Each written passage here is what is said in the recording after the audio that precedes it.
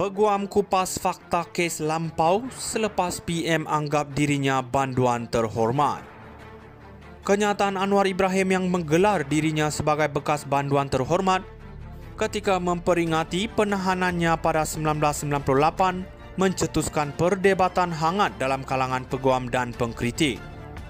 Rafiq Rashid, seorang peguam yang tajam dalam analisisnya, tampil dengan ulasan yang membongkar aspek undang-undang dan keputusan mahkamah yang membawa kepada sabitan Anwar, menimbulkan persoalan tentang naratif Anwar yang menyifatkan pertuduhan ke atasnya sebagai zalim dan keji.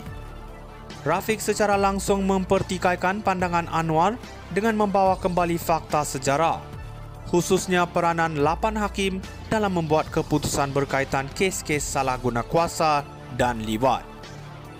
Rafiq juga menimbulkan isu berulangannya tuduhan liwat menunjukkan bahawa lebih daripada seorang mangsa terlibat, sekaligus mencabar naratif yang dibawa oleh Anwar. Ini memberi kesan mendalam kepada persepsi awam tentang proses keadilan, terutama di kalangan generasi muda yang mungkin tidak akrab dengan fakta kes. Rafiq juga membongkarkan keputusan Mahkamah Persekutuan pada 2004 di mana walaupun Anwar dibebaskan daripada tuduhan liwat, hakim menegaskan bahawa terdapat bukti aktiviti homoseksual. Keputusan ini yang sering diketepikan dalam perbincangan awam mencetuskan persoalan sama ada pembebasan Anwar benar-benar membersihkan namanya atau hanya sekadar melepaskan beliau atas faktor teknikal. Dalam perbicaraan liwat kedua melibatkan Saiful Bukhari, Rafiq menegaskan bahawa Anwar memilih untuk tidak memberi keterangan di bawah sumpah, satu langkah yang sering dilihat sebagai cubaan mengelakkan pemeriksaan balas.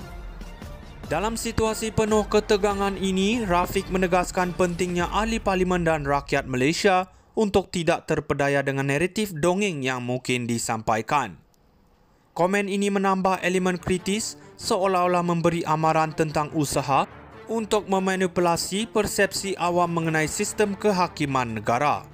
Dengan suasana politik yang semakin panas, perbincangan ini membawa kita kepada persoalan sejauh mana kebenaran dapat dilihat di tengah-tengah permainan politik dan undang-undang. Sikap Rafiq yang pedas dalam meneliti fakta undang-undang dan kes mahkamah memberi satu sudut pandangan yang berbeza, membangkitkan persoalan sama ada semua pihak benar-benar memahami kerumitan kes ini atau jika masyarakat telah terlalu mudah mempercayai naratif yang disampaikan tanpa menyelami fakta yang sebenarnya. Peguam kupas fakta kes lampau selepas PM anggap dirinya banduan terhormat.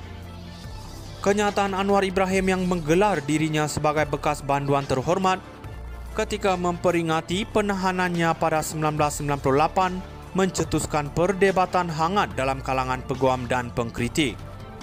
Rafiq Rashid, seorang peguam yang tajam dalam analisisnya, tampil dengan ulasan yang membongkar aspek undang-undang dan keputusan mahkamah yang membawa kepada sabitan Anwar, menimbulkan persoalan tentang naratif Anwar yang menyifatkan pertuduhan ke atasnya sebagai zalim dan keji. Rafiq secara langsung mempertikaikan pandangan Anwar dengan membawa kembali fakta sejarah, khususnya peranan 8 hakim dalam membuat keputusan berkaitan kes-kes salah guna kuasa dan liwat. Rafiq juga menimbulkan isu berulangannya tuduhan liwat menunjukkan bahawa lebih daripada seorang mangsa terlibat, sekaligus mencabar naratif yang dibawa oleh Anwar. Ini memberi kesan mendalam kepada persepsi awam tentang proses keadilan, terutama di kalangan generasi muda yang mungkin tidak akrab dengan fakta kes. Rafiq juga membongkarkan keputusan Mahkamah Persekutuan pada 2004 di mana walaupun Anwar dibebaskan daripada tuduhan liwat, hakim menegaskan bahawa terdapat bukti aktiviti homoseksual. Keputusan ini yang sering diketepikan dalam perbincangan awam mencetuskan persoalan sama ada pembebasan Anwar benar-benar membersihkan namanya atau hanya sekadar melepaskan beliau atas faktor teknikal. Dalam perbicaraan liwat kedua melibatkan Saiful Bukhari, Rafiq menegaskan bahawa Anwar memilih untuk tidak memberi keterangan di bawah sumpah, satu langkah yang sering dilihat sebagai cubaan mengelakkan pemeriksaan balas. Dalam situasi penuh ketegangan ini, Rafiq menegaskan pentingnya ahli parlimen dan rakyat Malaysia untuk tidak terpedaya dengan naratif dongeng yang mungkin disampaikan. Komen ini menambah elemen kritis seolah-olah memberi amaran tentang usaha untuk memanipulasi persepsi awam mengenai sistem kehakiman negara. Dengan suasana politik yang semakin panas, perbincangan ini membawa kita kepada persoalan sejauh mana kebenaran dapat dilihat di tengah-tengah permainan politik dan undang-undang. Sikap Rafiq yang pedas dalam meneliti fakta undang-undang dan kes mahkamah memberi satu sudut pandangan yang berbeza, membangkitkan persoalan sama ada semua pihak benar-benar memahami kerumitan kes ini atau jika masyarakat telah terlalu mudah mempercayai naratif yang disampaikan tanpa menyelami fakta yang sebenarnya. Peguam kupas fakta kes lampau selepas PM anggap dirinya banduan terhormat. Kenyataan Anwar Ibrahim yang menggelar dirinya sebagai bekas banduan terhormat ketika memperingati penahanannya pada 1998 mencetuskan perdebatan hangat dalam kalangan peguam dan pengkritik.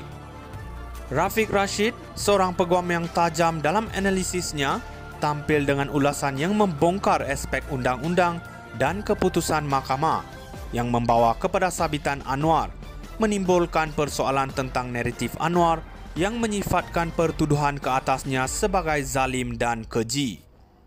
Rafiq secara langsung mempertikaikan pandangan Anwar